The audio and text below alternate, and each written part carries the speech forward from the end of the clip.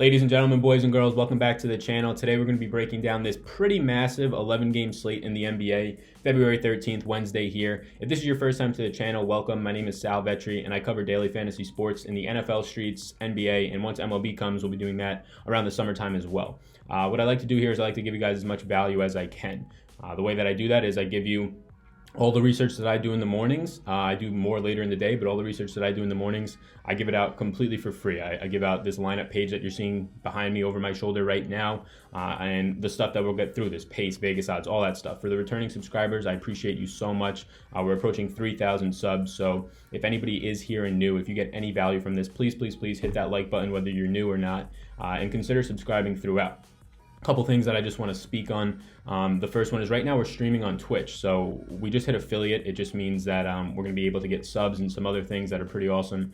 So please join us on Twitch. It's interactive. It's going to be awesome. We're hosting shows daily. You can follow me on Twitter to find out my stream schedule. That's for people returning, new people that are interested. And Twitter's a great spot to find me for updates throughout the day. We're going to break into this slate and talk about some things here and there throughout. So starting it off with injuries like we always should, whether you're new to NBA or not, injuries are the most important piece of information to at least start your day. You want to identify where value potentially lies early. You want to identify where the lineup's going to be built. And people ask me all the time, Sal, when do you build your lineups? Who is a good play right now? They'll ask me at 3 o'clock in the afternoon. I honestly have no idea. I know what the slate looks like. I know where value potentially lies, but I don't know what lineup construction looks like because I'm not building my lineups. If the games lock at 7, I'm not building my lineups till probably 6. Because we're going to get late news. We're going to know, especially on an 11-game slate, we're going to know more things closer to around 6 p.m. Obviously, we'll get news after that up until lock, but that's when I start to build my lineups because I'll build a lineup at noon or 3. It won't even matter. Majority of the time, it'll be a waste of time. So instead, I do some research then. The most important thing is always to start off with news. So we have this filtered here by salary. I'm going to filter it by team just so we can see what each team's working with today.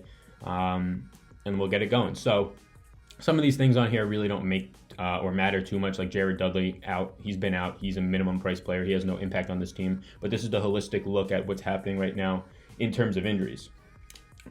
So what we're going to do is we're going to look through this. So Damari Carroll probable. That's going to affect guys like Kirkus, RHJ. But overall, not too much that we're looking for here outside of a tournament. Kyrie Irving, when he's probable, you can see impacted players is literally the entire team here. The most is Tatum and Brown's usage are going to go down. Tatum dropped a 40-point game last night. Al Horford is a guy who sneakily continues. In 4 of the last 5 games without Irving, he put up 40-plus points. 3 of those he went for 45-plus. So with Irving's back, it's going to impact those players. Chris Dunn's definitely interesting, as well as Cedi Osman and Zizic. So this range right here of 3 questionable players, very interesting. If Dunn's out, Zach LaVine obviously gets impacted, becomes a better play. More value opens up in terms of Wayne Selden Jr. Not really much upside, but in terms of cash, he becomes at least an option. Cedi Osman, questionable, and Zizic, questionable as well.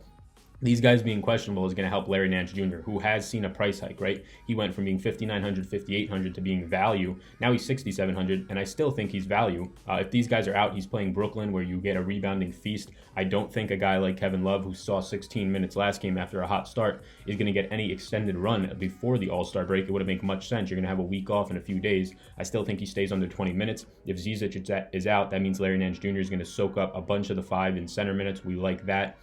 Cedi Osman being out will also mean that it's going to pretty much solidify Larry Nance at the 4 tonight. I'm not sure we see him not at the 4 anyways. Osman might move to the 3 if he's in. So definitely things to keep an eye on. Gary Harris out, the same routine goes. Will Barton's effective, Malik Beasley. We get a questionable Isaiah Thomas right now for Denver, which could mix some things up in terms of the minutes for Malik Beasley, Monty Morris. We'll have to monitor that. It seems like this guy's been dead for a while, but we'll have to monitor that. Klay Thompson hurt his finger, came back yesterday. He's probable. Cousins, this is a big one to hit on. Cousins is out due to rest today.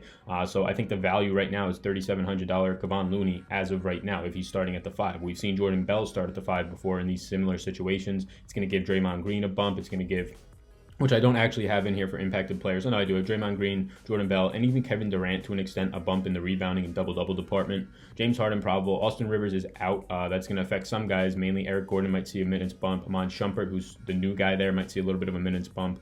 Mike Conley questionable. So we saw yesterday DeLon Wright was the guy, right? DeLon Wright was the dude. The $3,500, whatever it was, even cheaper chalk play that basically hit for you, right? 26 points, 34 minutes I think he had in that game. And the difference between him and Randall, and I've gotten this question the day before we played Randall, and he stunk. Randall had Bradley Beal, a guy who can easily control the point, who's going to take all the shots. DeLon Wright, there was nobody else out there once Conley went out. Who's going to be taking the shots? Justin Brick Holiday? Probably not. So that's where you can identify and think a little bit more about things. Randall was a guy who really didn't have much big of a sample in terms of what he can do when he gets 20-plus minutes. And we did have that with Wright. Just working through some more of these, Andrew Wiggins is definitely important to monitor. If he's out, we might see Luol Deng start again, who went for 30-plus minutes the last time he was out there. Derrick Rose it'll affect a little bit. And also Jeff Teague we could put in there as well. Derrick Rose probable, as we would expect. This is big. Sarge is going to be remain in the starting lineup over Taj Gibson, who just suddenly became dust. I thought Taj Gibson, good double-double upside guy, now suddenly becomes dust. That's a potential value play built in at $4,600. Moutier is doubtful today. Just something to note, Dennis Smith Jr. status as a starting point guard there really isn't in any jeopardy, but Moutier is getting closer to coming to play. Instead of out, he's doubtful. And that's pretty much it outside of Thomas Satoransky. If Thomas Satoransky sits again for whatever this personal reason is, I haven't looked too much into it. I'm not positive. Randall's probably going to get another start, and you're going to get Bradley Beal out there. I'm not falling for this Randall stuff again. Bradley Beal now becomes a good play once again because he's going to be point Bradley Beal for a good part of this game. You want guys at the shooting guard position. I never play Bradley Beal. I never play a guy like Redick. I never play a guy like Klay Thompson, at least in cash, and rarely do I get to them in tournaments because they'll hit or they'll go off once out of every 10 games plus because they have to shoot. They have to score 30-plus points. Klay Thompson has to go berserk in a quarter for him to be a good fantasy player. Great real-life players, but in terms of fantasy, these guys are off the pass shoot. They don't really they do create their own shots, but they don't really get any peripherals. So Thomas Satoransky is a decent play here for sure. Or not Thomas Satoransky. If Thomas Satoransky's out, it makes Bradley Beal a decent play, especially at that price point. Randall, though, for me, yeah, he's still going to be a value play, but I'm not going back to the well there. Although, again, it's small samples. Can he rebound? Yes, he can. I'm just not going to go back to the well and lose more money on that guy. So a couple of things to note, and I have them right over here quickly, and then we'll get on to some of these other things today. So yeah, we noted Sarge is in the starting lineup. We noticed Larry Nance's price hike, right? It went up. I think he was averaging 40 points a game or 41 points a game, and he was in the below 6K range last week in 4 games. Now it's up to 6,700 against Brooklyn in this spot at the 4 with Kevin Love still going to be playing probably 20 or less minutes since the All-Star break's right around the corner. I think Nance is still a fine play in all formats. Joe Val returned and he got in. A thing to note here is he played real well, right? Joe Val comes in. And he goes for, 30-plus fantasy points. Nobody really expected it. He was questionable due to customs and the trade and coming from Toronto. But keep in mind that Triple J, Jaren Jackson Jr., got into foul trouble here. That's mainly the reason why we saw this. Now, Joe Val's going to get his minutes. He's still cheap at $4,200, but don't just think that this is what it's going to be like. Although Triple J does get in foul trouble often. Ben Simmons banned. So what I have here just means, is Ben Simmons not in my cash considerations anymore? And I'm going to say no. We have now 3 games, or I think 4 games with Tobias Harris out there, and Simmons at $8,000 or high 7s isn't going to get me value in the high 20s, low 30s. Again, small sample, but something to keep in mind. Lauri's price is now up to $8,100. I think that's fine. Good value. We talked about this between Randall and Wright. Wright was in a way better situation. He is a shooter, and he's like the only shooter in that backcourt. So keep that in mind. How to attack big slates, we're going to talk about that as well. Chris Paul price went up about $800, and a Gallo price hike of $1,000. Danilo Gallinari, basically out of nowhere. He goes from, always has a wide range of outcomes for tournaments. He goes from now being a good tournament player, or being a good cash and tournament player when he was $6,000, to really you can't rely on him in cash just due to the fact that he can put up a 22-point dud, and you can't get there. Whereas if he was 6K, it doesn't hurt you as much. We're going to slide over to Vegas quickly. We'll look at these like we usually do. Some of these might have changed or might have come out by now. We don't have some of these totals. I think we're waiting on injury news in some of these games, so we don't have like a third of the totals today.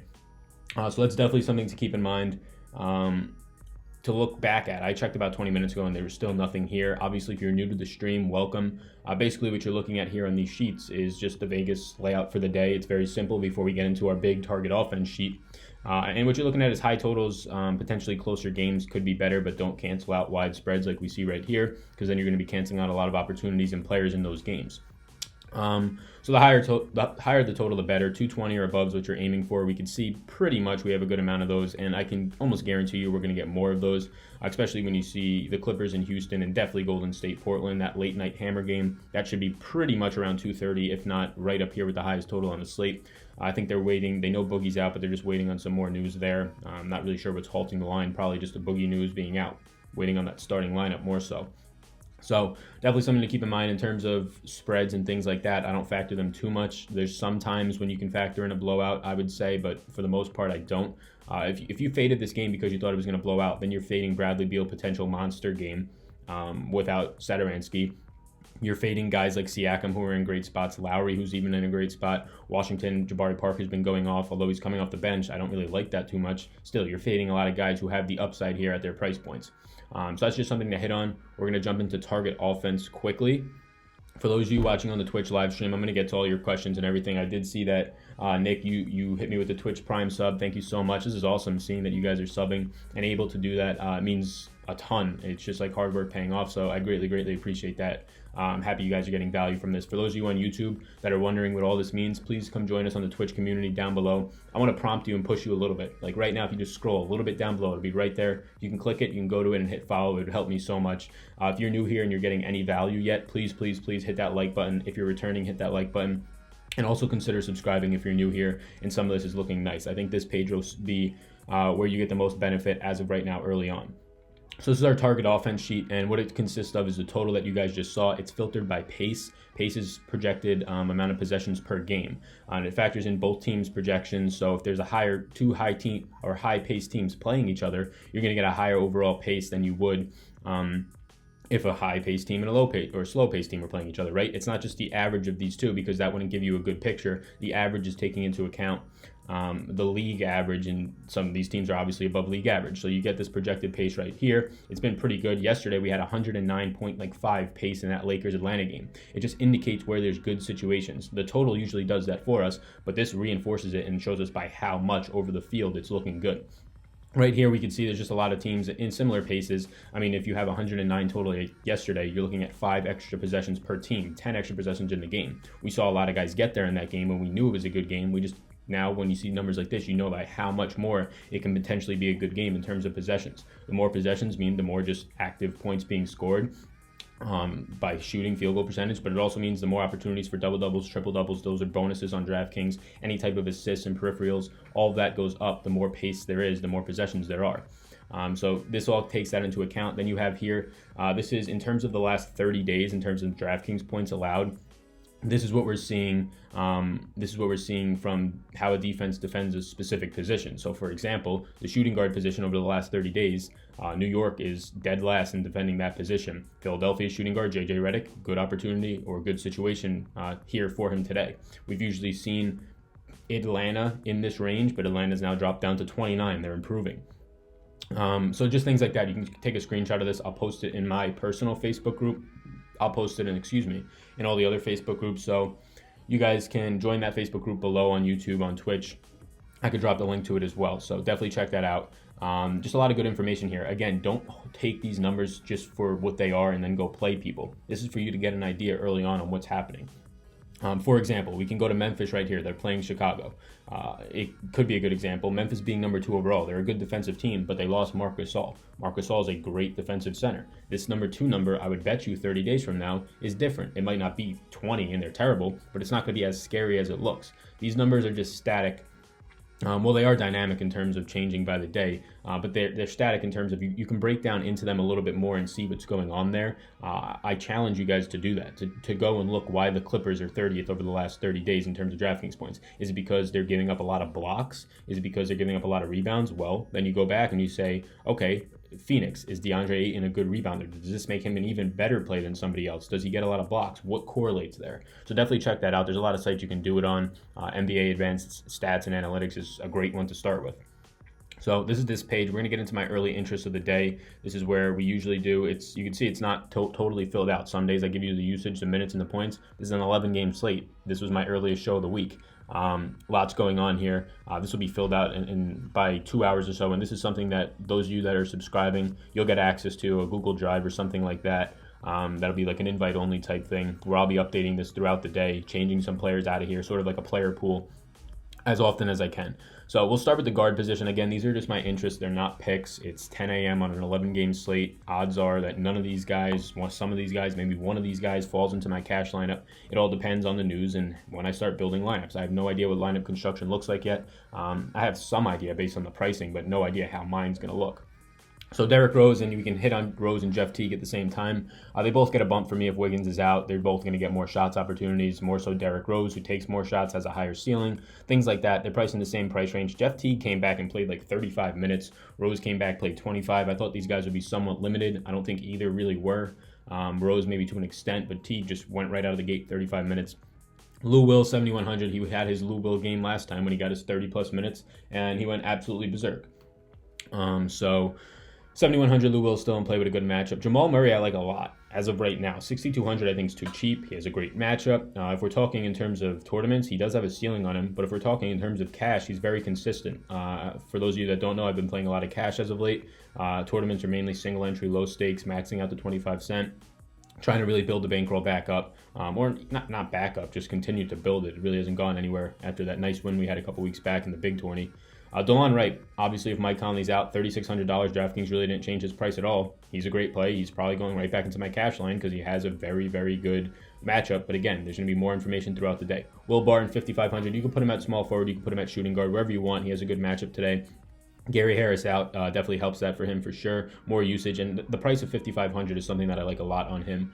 Bradley Beal, I'm not going to be playing him if Satoransky's in. If he's out, I will consider playing him. Depends on what else we have in that range and how I'm building. I don't like playing shooting guards, we've already mentioned, because the peripherals just aren't there. But if Bradley Beal is going to be touching the ball as the point guard a lot more than usual, then I like that a lot. In terms of triple-double Brad Beal, which we rarely see, but definitely double-double Brad Beal is in play. De'Aaron Fox, 7,500. We've been hitting on him, right? His prices continued to come down. It got down to 7,100, and then he went off. 7,500, it goes back up a little bit. I still think he's a decent guy in play in tournaments. In cash, his price might be getting a little expensive. Zach LaVine, he's another guy like we saw last week. Larry Nance and Lauri Markkanen, who are consistent values. LaVine was one of those guys, 7,300. Price comes up about $400, whatever it might be. If Chris Dunn's out, I think he's in play in all formats. If he's in, he's still in play in all formats, but more so in tournaments. Buddy Hield, I just love Buddy Hield. His price is just not coming back up to the 7K range. It's continuing to stay around 6,500. 6,500, Buddy Hield is going to get you 30 points. He'll probably get you closer to 35 DraftKings points with the ceiling of 50. He's a great cash play. He's just consistent. He has a safe floor with a high ceiling, which is exactly what you want in cash. If you can project your cash lineup to score 300 points, and then obviously it has upside with a ceiling, you're going to win the majority of your cash games. Now that's easier said than done, but Buddy Hield is a good piece of that. Dennis Smith Jr., 6,300. I still think he's in a good spot. His price come down a little bit after sort of a busty game where he only scored about 29 points, DraftKings points, so I like him still. Collison's price continues to drop. Collison's price is now down $400 over the past week, where he continued to pretty much hit value around 30 to 33 points. So he's a guy who's of interest. I don't usually get around to a lot of guys like this on the Pacers outside of Thad Young, but definitely of interest. And then you kind of have your value range down here. Guys that just early on are natural value in terms of their original pricing. These things can change. Landry Shamit's a guy who's a pure scorer only, but $4,000. He's averaged 30 minutes over his first 2 games, small sample, but 2 games there, and he's been hitting value at his price range, still cheap. Tim Hardaway Jr., 5,100. He's getting a lot of point guard duties actually. So when Luka's off the court, he's actually handling the point more so. So I do like that as well. Tim Hardaway Jr., 5,100 is fine as well. Even in cash tournaments, it does have a little bit of a ceiling. Dion Waiters, 4,300. If he's going to continue to start, look, Tyler Johnson's not there. Wayne Ellington got waived. Johnson now on Phoenix, 4,300. He's way too cheap. If he's going to continue to start and see 28 minutes, 30 minutes, 4,300 is too cheap. Fine in all formats. Chris Alexander, I think I spelled his name wrong. Not the greatest play at 4,600. I'd rather go Waiters. I'd probably rather go Hardaway and pay up. And definitely other spots on the slate. Clearly, DeLon Wright, over all of them. If he does play again, he's going to get 30 plus minutes. But 4,600 to keep in mind, he has a great matchup today, and he's going to be starting at the point still. We're going to move over to forward. Twitch chat, hang with me.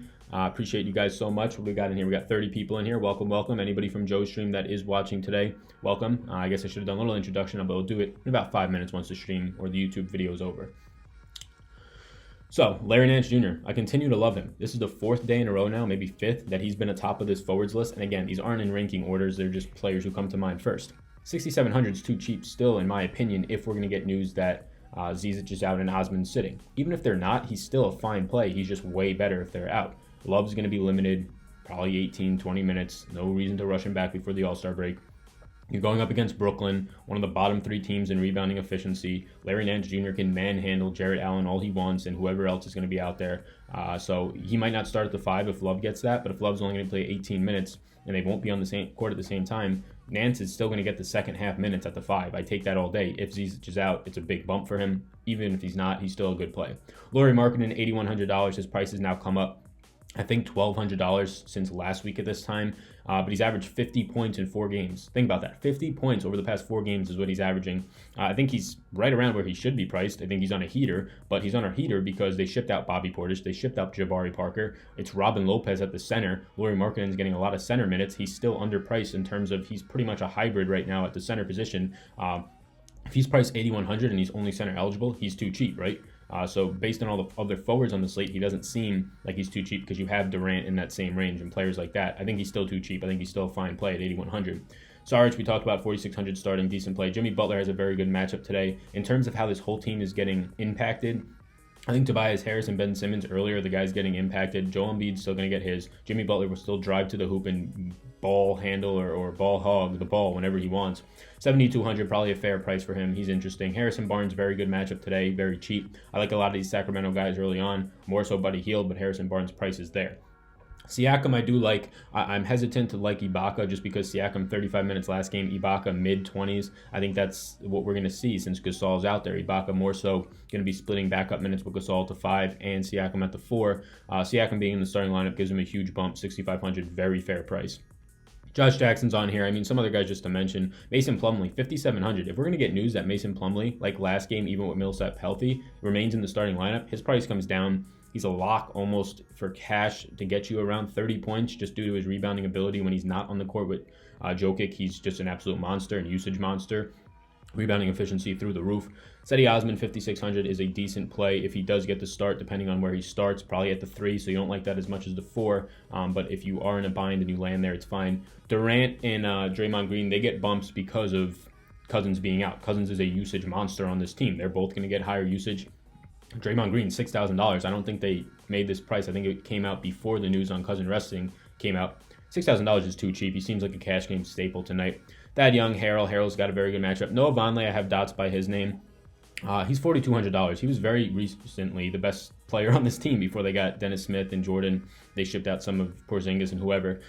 $4,200, it seems too cheap, but again, he only had 17 minutes last game. His minutes are getting cut into. He's not at the 5 anymore, so when I put guys on this list, sometimes it's not for a good reason. It's just to notify you that he is cheap, tournament upside all the time, but the minutes just aren't there. Unlike Trevor Ariza, who's a minutes monster. Look, the minutes king. This guy's going to get you 35 minutes when he goes out there. He has the double-double upside. He's like their best rebounder on Washington right now. There's not much out there in terms of rebounding the ball. There's not a true center. So yeah, Trevor Ariza, definitely always in play. He's still too cheap too. Chris, 3,900, I have dots by him just because he's a value. I'm probably not going to go there. I don't feel the need to go there. I think he's very fringy, especially if Osman comes out or comes back. He's pretty much off my radar in general. We're going to hop over to center quickly. We'll finish the video up, and then I'll get over into this Twitch chat. Again, if you're somebody not over on Twitch yet, please, down below, hit the link to Twitch. Follow us. You can get in on these live interactions for sure.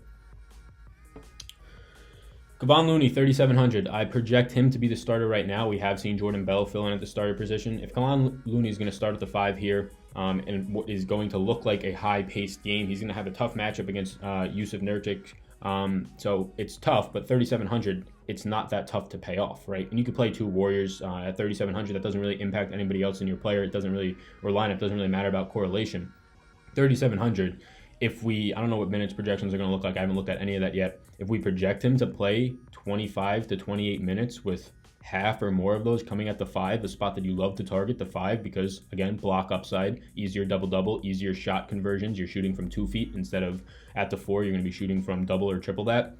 Kevon Looney, who is a good player in his own right, is great at 3,700. There's not much more to say. Again, we have to wait on news. DeAndre Ayton, very good matchup today. He's still in this range where I think he's appropriately priced. I would like him more around 6,500, but it's fine. Hassan Whiteside, an absolute great matchup today. If we want to go over to the Heat today, so Miami's playing Dallas. Who is going to be out there in Dallas? So you can pay attention to this number if you want, right? Number 3, but that's factoring in DeAndre Jordan being out there. He's not out there anymore, so this number doesn't mean much to me. If we go back to the center position, who is going to stop Hassan Whiteside? Maxi Kleber? Powell? No. Who's going to stop him today? I don't know. 6,900 seems like a juicy spot. He's always tough to play in cash because he can go for 20 minutes, get in foul trouble, or they just sit him because they got Bam out there and they're splitting minutes. But if he goes for 30, every format, he's great today. Jokic, my favorite pay-up spot at the center position today. Just in a solid matchup, solid spot, very high game total. I like it a little bit more than Embiid. I like it a little bit more than some other spots. DeAndre Jordan, 5,700, still too cheap. Still not seeing a price hike. Still a guy who's going to get around 30 plus points, but always a worry because he can't create his own shot. He needs to work off the ball. He needs to get people to give it to him and just a quick hook shot. Rebounds will always be there for him. And there's not much competition in terms of his minutes right now. Mitchell Robinson's not going to be taking them. Andre Drummond, I have dots by his name. I've ran this Andre Drummond train the last 3 times he's played. We've gotten 2 60 burgers and a 50 burger. It seems like he's very soon to regressing. Not as great of a matchup here today, but 9,100, his price just doesn't come up. It came up from 8,900 when he went for 66. He's just on a tear right now. He's one of the most underrated or underappreciated players in the league, a rebounding monster. 9,100, he's in play for sure. We talked about Jonas Valanciunas, 4,200, but that was the numbers and the hype are going to be inflated due to Jaren Jackson Jr. getting in foul trouble. Now, for some reason, Joe Val starts here, 4,200, he's a smash play. I don't see that happening. On the opposite side of this Kevon Looney, like we talked about, Yusuf right here, 7,400, he's going to be going up against Jordan Bell or Kevon Looney or whoever it is. I like that a lot. I like that a lot at 7,400. It lets you get up to other places in your lineup. So it's definitely something to keep in mind. That's it. That's the big slate. 11 gamer. It's tough. There's going to be a lot of late news, guys. You got to keep up on this slate today. If you don't think you could be by your phone or preferably your laptop if you're entering a lot of lineups, by 6:50, by 7 p.m., don't play because you're going to lose your money probably because a lot of things are going to switch. Even if guys in your lineup aren't ruled out, that's not what I'm talking about. Other guys that you don't have in your lineup will be impacted, and it will allow you to make a better lineup due to lineup construction, due to value opening up. So it's not just, oh, my guys aren't injured, it's fine for me to continue to play. No, that's how you lose because other people are taking advantage of the value that's out there. So you always have to stay up to date on the news. If you watch this whole YouTube video, please let me know down below in the comments. If you're new here and you subscribed and you watched the whole thing, let me know down below in the comments. I want to thank you. I want to introduce myself. Returning subscribers, thank you so much. Before you leave, if you could hit that like button, it helps me out a ton, pushes me up the search rankings a little bit more, lets me get seen by more people, turn this little side hobby of mine while I'm in college potentially into a career. So thank you so much. Good luck on this 11-game slate. We'll be back tomorrow for a very easy 3-game Valentine's Day slate. My name's Sal. Like I said, best of luck. Peace, YouTube.